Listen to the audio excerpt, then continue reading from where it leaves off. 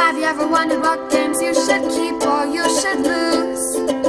Find out here at Purge Reviews. Deep Blue is the newest game from Days of Wonder. Days of Wonder usually puts out one game a year, and it blows the top off the industry.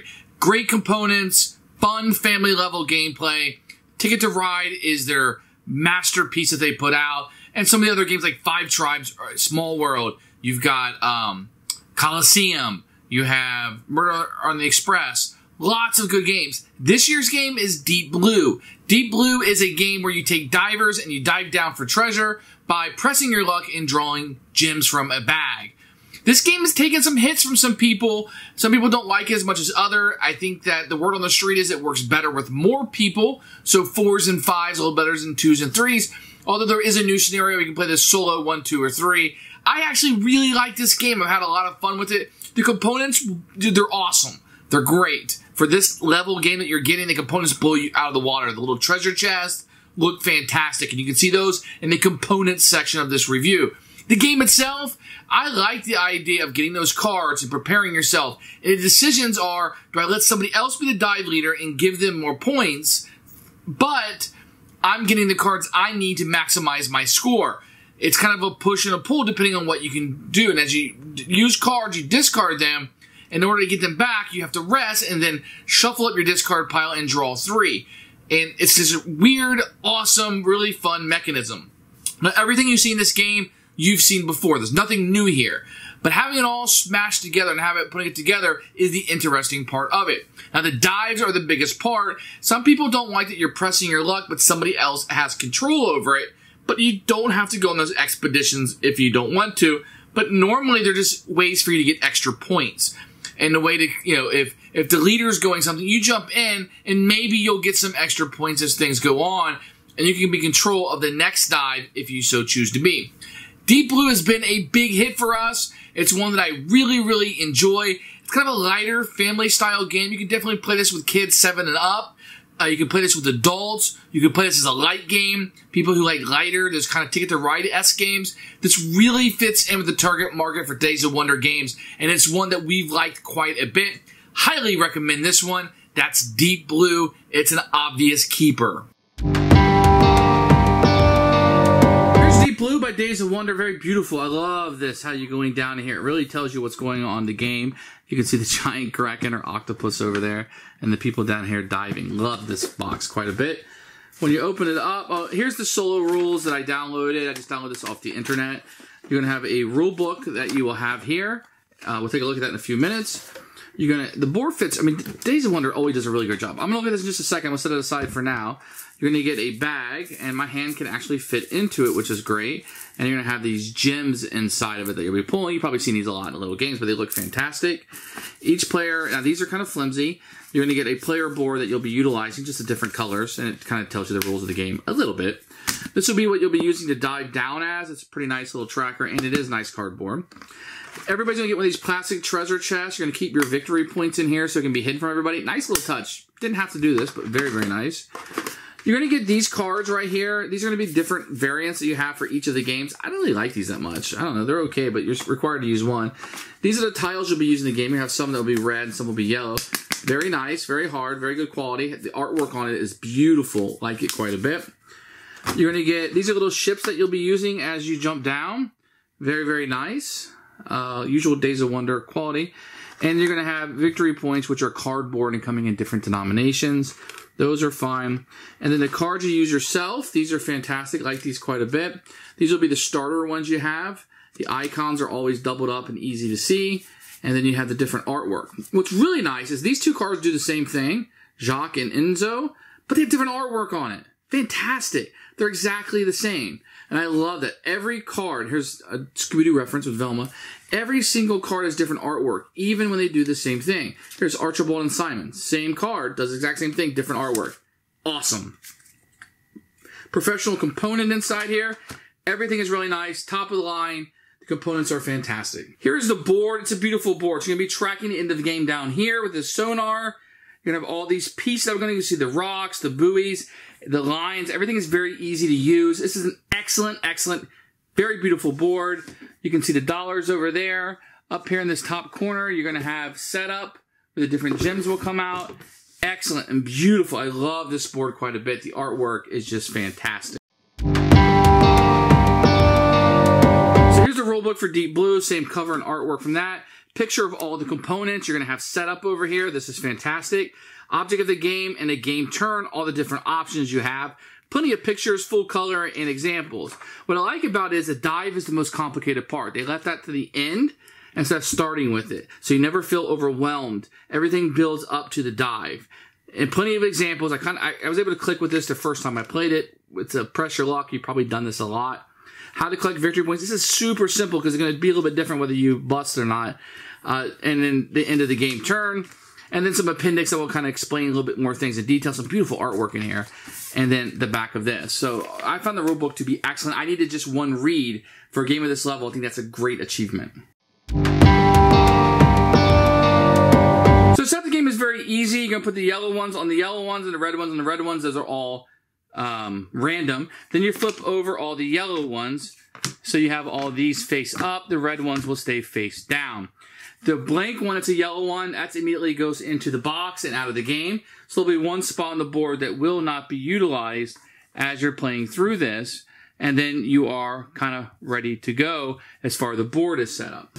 The first player is not going to get one of these, but there'll be a number of these given out. This is basically just a tile that gives you either $1 or free movement on the board that can be used at any time by the player if you have one of these. There's no way in the game, as far as I know, to gain additional one. These are given out at setup. Just kind of know they exist. Each player will take their 4 starting cards into their hand, and they will take their ships and put them down here on the starting location. So everybody will start out down there. I'm just going to put out a few just to illustrate a few concepts that I want to show as we play. Then over here, where these numbers are at, you're going to put out a number of cards.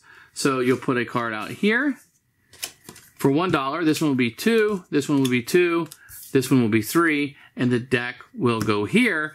And you can always pay $4 to get rid of all these cards and put new ones out. So here are the cards. Let me kind of explain what they do. The easiest thing to do is show you money. So some of these cards will have money. So it's $2, 1, and 1. You're going to use those to buy these cards. And you never get change. So if I spent $2 and I only bought the $1 card, well, I used it. So I could spend on a turn all this money and buy the $4 if I wanted to. I could spend 1 card. So it doesn't matter how many cards you use. On your turn, you can buy a card. So let's say I want to spend the $2 card. I would put this card into my discard pile, and I could buy any of these cards I want. So maybe I would buy this card, and it goes directly in my hand. So a little different than most deck builders, where it goes to your discard pile, it goes directly in my hand. And now my discard pile is made up of just the card I used to buy that game. That's my one action. Then the next person will go. And the next person will go until it was my turn again. On my turn again, I could maybe... Oh, and these cards will move down, and a new one will come out. I could maybe buy another card. Let's see, I want to do that. So I have $1. I'll buy the Nicola card. It goes directly into my hand, and I discard the card I used, and all these cards move down, and a new one comes out. So that's how you buy. You can also move. You can see these propellers here. It says I can move 2. Now, when I do that, I can move this guy 1, and move my other ship 1, or I can move a ship twice. So let's say I just want to move this guy once, and I will move this guy once. That way they both can get set up. Now on these tiles, you're going to see different spots on them, almost like a worker placement. This is a black one, this is a gray one that has a 3 coin, and a red one that has a 10 coin on it. So if a space is available, I can plop my guy into any of these spaces I want. In this case, if I draw a red, it's worth 10 points. If I draw a gray, it's worth 3 points, or black, it'll kind of save me from busting. So on this one, I'm going to put it on the red, and on this one, I'm going to put it on the blue. This one has blue, the gray 3, and the gold 5. I want to kind of show you this board right here. This won't go on the board. This will be just your player board. So as I'm discarding cards and using them, they're going to go in here.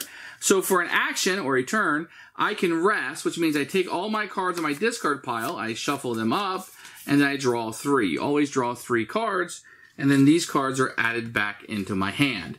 So far we've gone over buying, we've gone over moving, and we've gone over resting. So the big thing you're going to do in this game is called diving, okay? And that's going to be the main pressure luck mechanism. So let's say it's here, it's my turn, and I choose to dive. That means anybody who's adjacent can send one of their ships over to me. These guys are adjacent here because they're still at the port. They can come over here and dive. If I were here, and I wanted to dive, and these guys were, say, here for whatever reason, they could just go one location over here and dive with me. So let's go back to our example where I'm here. I'm going to dive, and yellow and green are going to decide to come here and dive too. But because they're coming here while I'm already diving, they do not get to choose one of the powers. So this is what's going to happen. You take your bag of gems, and you're going to take your dive board, and you're going to put this down here, and you're going to take this and put it right there to signify that I'm diving at this location. And then I'm going to start pulling out gems. And I'm going to pull out a gem, let's say a gray gem. Now, if I had gone here, this gem is worth 1 point. If somebody had taken this spot, every gray one would be worth 3 points instead. And at this point, I could play a card. So if I had one of my cards, like this one right here, it says I have to have 2 gold to play it. If I do, every gold I have is, or this card is worth 2 points. So I don't have 2 gold. There's only 1 gray out, so I cannot play that card yet.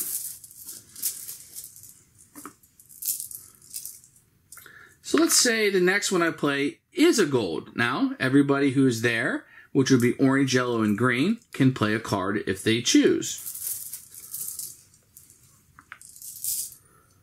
I still don't have any cards I can play, but look, I lucked out. A gold came out next.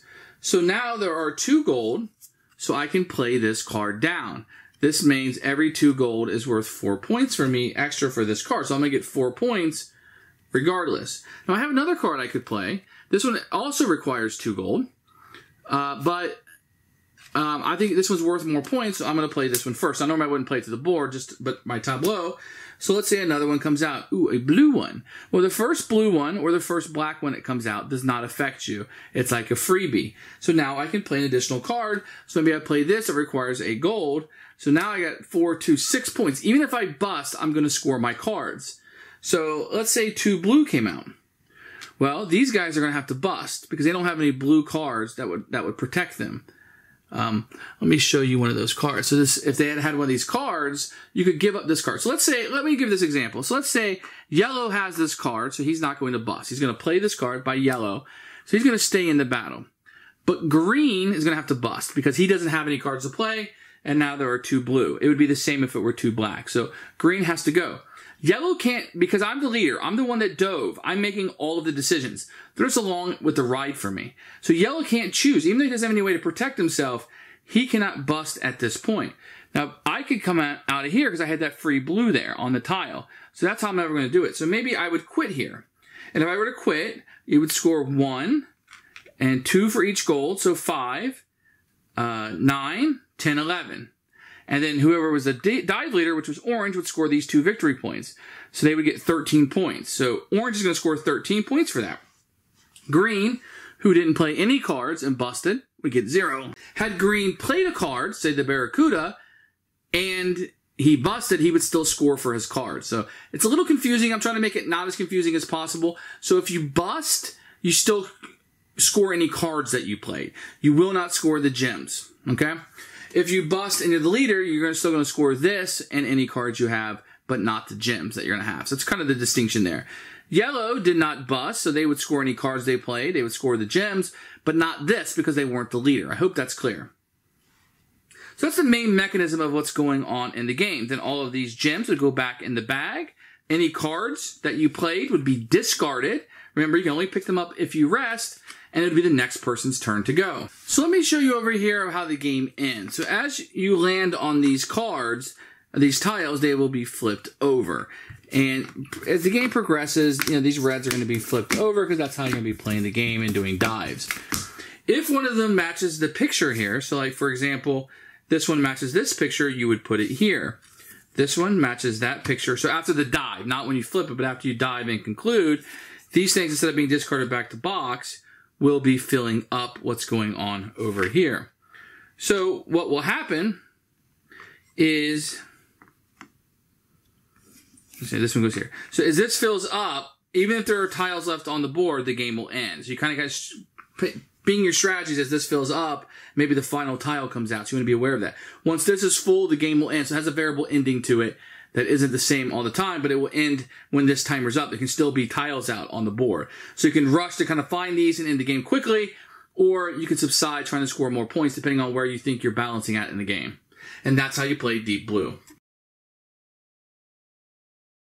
Who should buy this game? Anybody who's going to be playing family level games. I think this will fit really nicely.